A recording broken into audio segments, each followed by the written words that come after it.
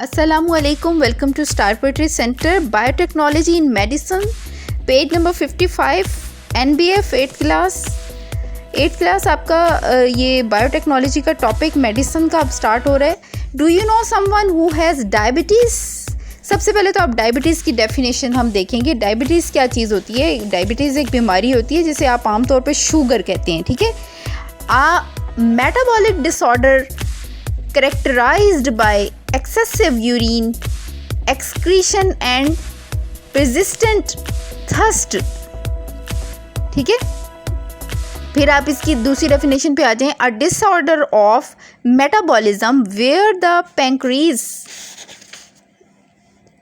produces little or no insulin or the cell do not respond to the insulin produced. Glucose और sugar builds up in blood, ठीक है। अब सबसे पहले आप ये देखें कि पैंक्रियाज क्या चीज़ है। पैंक्रियाज लबलबे को कहते हैं और ये जो बीमारी है शुगर की जिसे डायबिटीज़ कहते हैं, यहाँ पे डायबिटीज़ का लफ्ज़ तो इस्तेमाल हुआ है लेकिन इसकी डिटेल आपको नहीं दी हुई, तो मैं डिटेल इसलिए बताती हूँ कि आप न्यू स्टूडेंट हैं और आपको ये सब पता होना चाहिए, ठीक है। तो डिसऑर्डर हो जाए अगर मेटाबॉलिज्म में, जहाँ पे ये जो लबलबा होता है ना, ये पैंक्रियाज, इनका जो फंक्शन होता है ना, ये दरअसल इंसुलिन प्रोड्यूस करते हैं, ठीक है, जिस्म के अंदर उसकी अपनी ज़रूरत के मुताबिक। तो अगर इसका काम सुस्त हो जाए या ये काम करना बंद कर दे तो सारा जिस्म में जो इंसुलिन का सिस्टम है ना वो गड़बड़ हो जाता है, ठीक है। Pancreas an organ in body that produces insulin, ठीक है, इंसुलिन प्रोड्यूस करता है, आपने ये याद रखना है। लबलबा हमारे जिस्म में जो होता है। Pancreas is a large gland behind the stomach, ये सब मैंने आपकी बुक में मौजूद नहीं है, ये मैं आपको अलग से करवा रही हूँ। It controls the amount of sugar in blood and help the digest food. इसके दो फंक्शन होते हैं, एक तो ये शुगर की अमाउंट जो होती है ना बॉडी में, ब्लड में, आपके खून में जो शुगर की, यानी कि शुगर आप जानते हैं कि मीठे को कहते हैं, मिठास की जो मिकदार है ना उसको कंट्रोल करता है। तो और दूसरा इसका फंक्शन क्या है कि ये डाइजेस्ट करता है फूड को। तो अगर इसका फंक्शन डिस्टर्ब हो जाए ना तो बहुत कुछ डिस्टर्ब हो जाता है, बहुत सारी बीमारियों की वजह बनता है ये, ठीक है। तो फिर आपको इसके अंदर और भी चीज़ें मिलेंगी, मैं साथ साथ आपको डेफिनेशंस कराती रहूँगी। हम आगे चलते हैं कि डायबिटीज़ की बात शुरू कर रहे थे। Have you heard that many diabetic patient need insulin injection daily? आपने अक्सर सुना होगा कि बहुत सारे जो शुगर के मरीज़ होते हैं उनको इंसुलिन का इंजेक्शन लेना पड़ता है रोज़। Insulin is a hormone. Insulin क्या है? ये हार्मोन है। डेफिशिएंट इन डायबिटिक पेशेंट, जिसकी कमी होती है डायबिटिक पेशेंट में।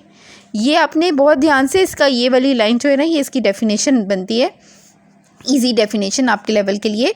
तो 8th क्लास आपने इसको बहुत ध्यान से करना है। मैं बहुत मेहनत से इस टॉपिक को तैयार करती हूँ ताकि आप सब बच्चे जो हैं वो ट्रेंड हो जाएं और आपको अच्छे से ये आ जाए। Earlier it was very difficult to obtain insulin from the blood of many slaughtered animals. अच्छा, स्लेटर्ड एनिमल्स होते हैं ज़िबा किए हुए जानवर, ठीक है।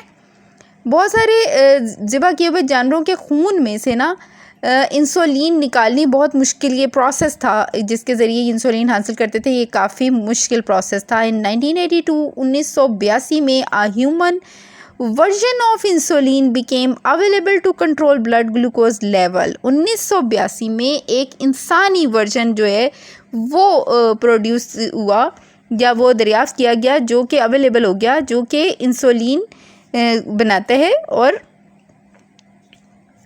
This insulin was produced by inserting human insulin gene in bacteria, ठीक है।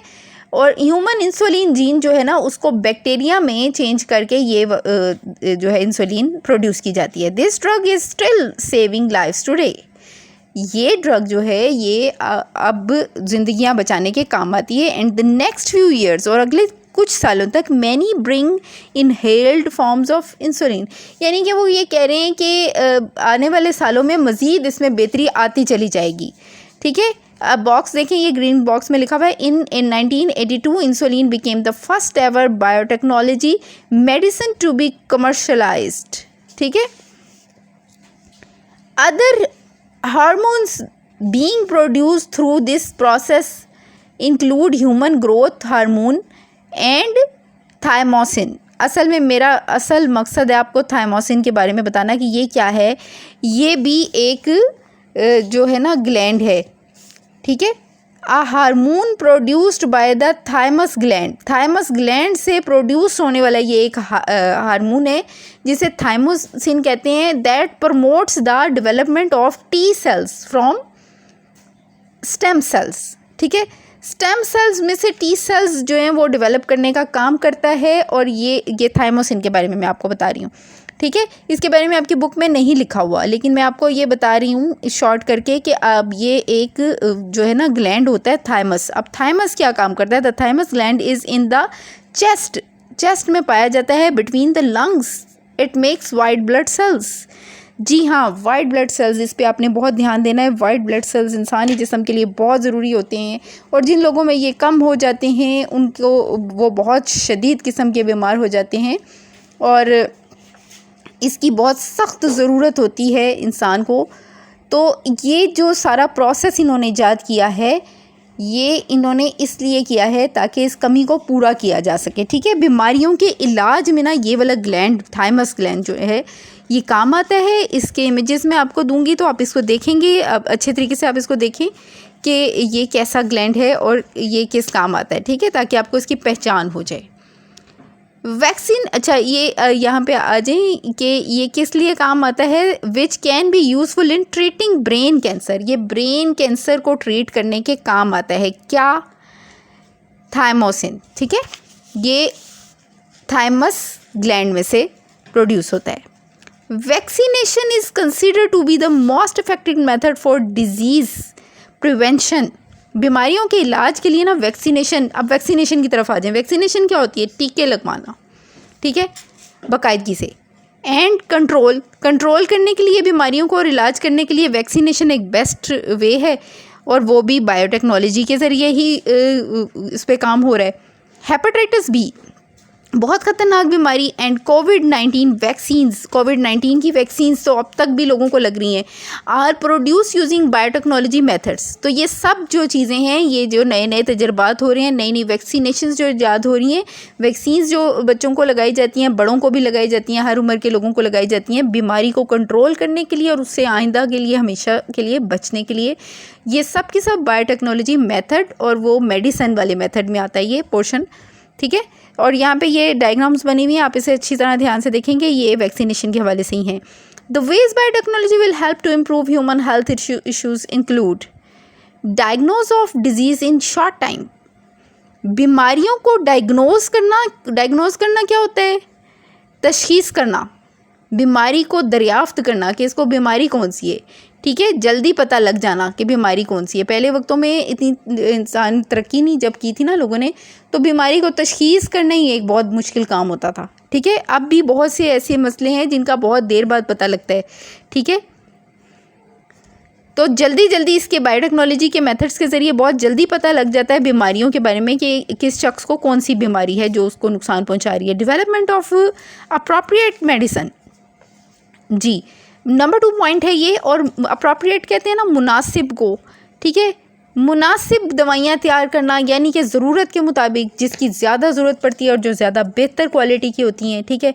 More accurate methods of determining correct drug dosages, ठीक है, बहुत बेहतर तरीके इस्तेमाल करना ड्रग्स जो डोजेजेस हैं उनके लिए, ठीक है। ये ड्रग्स डोजेजेस जो हैं वो इसलिए इस्तेमाल होती हैं कि मज़ीद बेहतरी आ सके, बहुत सारे बीमारियों के इलाज के लिए इनको इस्तेमाल किया जाता है। Improvements in the drug discovery, और इन ड्रग्स को डिस्कवर करने के लिए मेथड में इम्प्रूवमेंट भी लाई जाती है, ठीक है, इम्प्रूवमेंट आई है बायोटेक्नोलॉजी के ज़रिए। बेटर वैक्सीन्स तो बहुत बेटर हुई हैं इसके ज़रिए, ठीक है।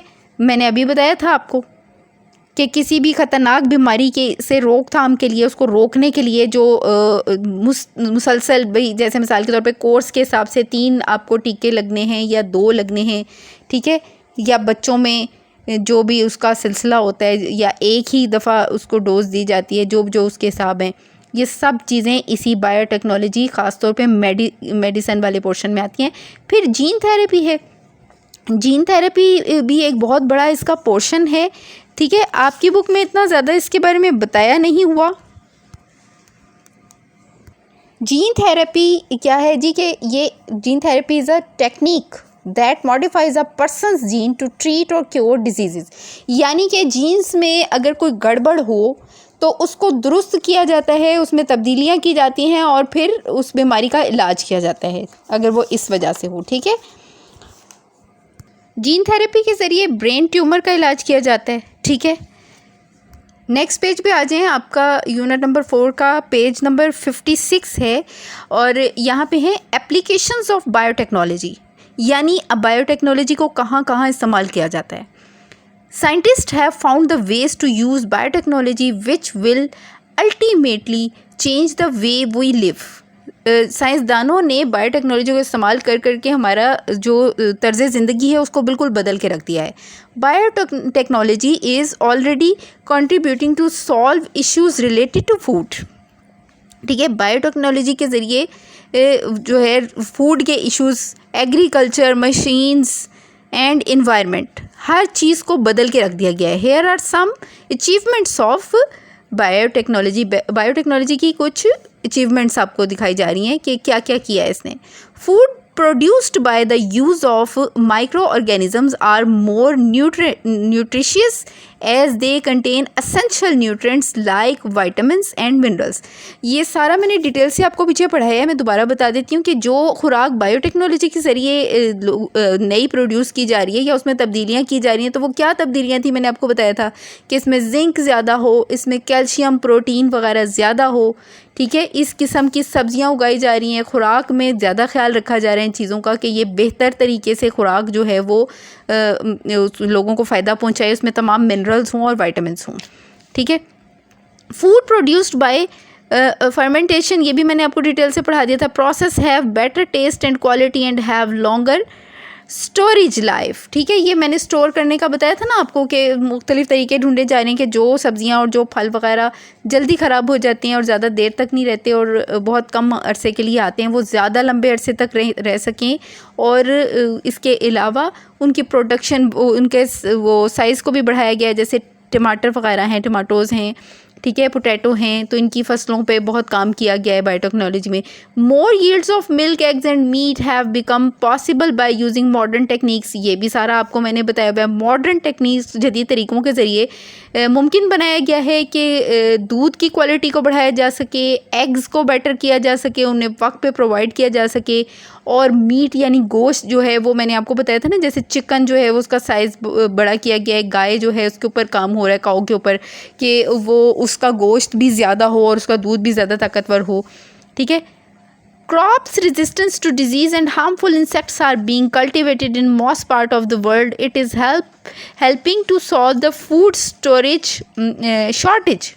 Problem of increasing human population. इस सारे का मतलब ये है कि ज़्यादा से ज़्यादा फसलों के ऊपर तवज्जो दी जा रही है कि उनको नुकसानदेह कीड़ों से, इंसेक्ट्स जो फसलों को नुकसान पहुंचाते हैं, ठीक है, उनको ख़त्म करने के तरीके नए नए ईजाद किए जा रहे हैं ताकि ये फसलें महफूज रहें और ये ख़राब होने और बर्बाद होने से बचें और वक्त पर लोगों को, ज़्यादा से ज़्यादा लोगों को ज़्यादा से ज़्यादा सब्जियां और फल मिल सकें, ठीक है। Many vaccines are in use to prevent infections, ठीक है। बहुत सारी वैक्सीन्स जो है ना वो इलाज करने के लिए या इन्फेक्शन से बचाने के लिए इस्तेमाल की जा रही हैं। वो मैंने अभी आपको पढ़ाया है तो आपको वो अच्छे तरीके से समझ आ गया होगी। Human hormones like insulin and human growth hormone are produced by genetically modified microorganisms, ठीक है। ये भी सारा मैंने अभी आपको पढ़ाया है, ठीक है। Fuels like biodiesel and ethanol are being helping to reduce the use of fossils fuels, ठीक है। एथेनॉल जो है वो मदद कर रहा है फॉसल फ्यूल्स के इस्तेमाल को कम करने में। बायोडीज़ल और एथेनॉल, ये दो इन्होंने जो है ऐसी चीज़ें ईजाद करवाई हैं जो कि फॉसल फ्यूल्स के हद से ज़्यादा इस्तेमाल को कम करने के लिए उनकी जगह पर इस्तेमाल हो रही हैं। टू अवॉइड टॉक्सिक केमिकल्स को अवॉइड करने के लिए माइक्रो ऑर्गेनिजम्स कौन से होते हैं? वो जो बैक्टीरिया जिनसे ये नई नई चीज़ें ईजाद करते हैं। Are now being used to produce textile dyes, ठीक है। टेक्सटाइल डाइज यानी कि कपड़ों को रंगने के लिए ना जहरीले किस्म के केमिकल्स तैयार किए जाते थे पहले, तो अब इन्होंने इसको भी चेंज कर दिया है। अब ये न्यू माइक्रो ऑर्गेनिजम्स के ज़रिए ऐसे केमिकल्स तैयार किए जाते हैं, ऐसे डाइज के यूज़ किए जाते हैं जो कि समुद्री हयात को नुकसान ना पहुंचा सके। अब वो आपको बताया था ना कि जो फैक्ट्रियों का वेस्ट वगैरह होता है वो पानी में शामिल होता है, तो उससे आबी हयात को बहुत ख़तरा होता है इंसानों को और ख़ास तौर पे आबी हयात को। तो उनको नुकसान से बचाने के लिए अब सेफ़ माइक्रो ऑर्गेनिजम्स जो हैं वो डाइज के लिए इस्तेमाल किए जा रहे हैं। Biodegradable plastics are decompose by the bacteria and fungi. ठीक है, बैक्टीरिया और फंजाइज के ज़रिए डीकम्पोज किए जा रहे हैं नए टाइप के प्लास्टिक जो कि महफूज हैं, पहले की निस्बत बेहतर प्लास्टिक है जिसको वेस्ट किया जा सकता है और पोल्यूशन नहीं फैलाते। ठीक है, modified microorganisms are more efficient in removing waste from the environment. Modified microorganisms हैं ना, वो ज़्यादा बेहतर तरीके से माहौल को में से बुरी चीज़ों को या माहौल को नुकसान देने वाली चीज़ों को ख़त्म करने में फ़ायदा दे रहे हैं। Some microorganisms are used to remove toxic waste from the environment. कुछ माइक्रो ऑर्गेनिजम्स जो हैं वो टॉक्सिक वेस्ट जो है इन्वायरमेंट में से ख़त्म करने के लिए, ये देखिए यहाँ पे डायग्राम भी बनी है ना, तो वो उसमें बहुत ज़्यादा हेल्प कर रहे हैं। मैंने ये चैप्टर बहुत अच्छे तरीके से आपको करवा दिया है, पूरा यूनिट ख़त्म हो गया है। ये की पॉइंट्स हैं, इनको आप खुद पढ़ लीजिएगा। इसमें भी वही सारी चीज़ें हैं जो मैंने अभी आपको पेज नंबर 56 पर समझाई हैं। ठीक है, फिर भी अगर किसी स्टूडेंट को कोई प्रॉब्लम आए तो वो कमेंट बॉक्स में पूछ सकता है। कमेंट किया करें, शेयर करें और लाइक करें, वीडियोज़ को ज़्यादा से ज़्यादा बच्चों को पहुँचाएँ और मुझे इजाज़त दीजिए। अल्लाह हाफिज़।